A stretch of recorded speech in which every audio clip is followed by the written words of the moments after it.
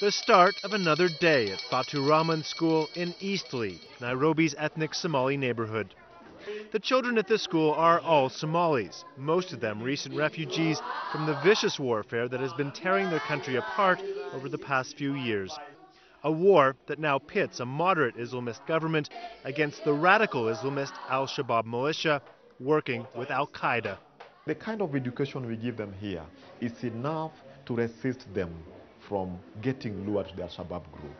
Fathu Rahman was set up to provide young Somalis a good education, teaching science, math, English, social studies, as well as classes on moderate Islamic values.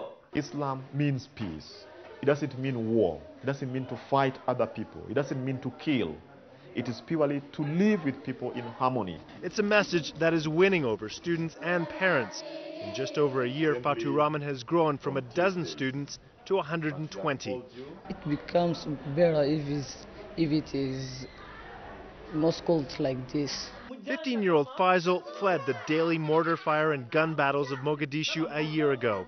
Like many of the children here, until now he'd only been able to afford to go to a madrasa, an Islamic religious school. In Mogadishu there is only one subject, only Quran and Arabic. In places like Eastleigh, the madrasas are becoming hotbeds for radical groups like Al-Shabaab.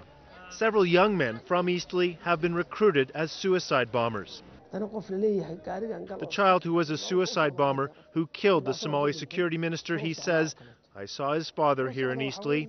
He told me his son was given drugs and brainwashed to kill a large number of fellow Muslims. This is fundamentally not part of Islam." In Somalia, Al-Shabaab has had rape victims, young girls, stoned to death. But here at Fathu Rahman, boys and girls are taught as equals. Girls are encouraged to speak up. Yes, they treat the same boys and girls. It's the belief of the founders of this school that these classrooms are one of the key battlegrounds in the fight for the future of Somalia. But they face many challenges. The school has trouble paying rent, even its teachers. But there is a sense of mission here. It would be very difficult for Al-Shabaab to have large numbers of supporters if we get schools like this one to teach true Islamic principles, he says. Principles of peace, living together. To teach our children is the most important way of fighting these people. The students agree. When we grow up, I would like to be a teacher in Somalia. These young Somalis, at least, understand that the pen is mightier than the sword. It's a lesson their country still needs to learn.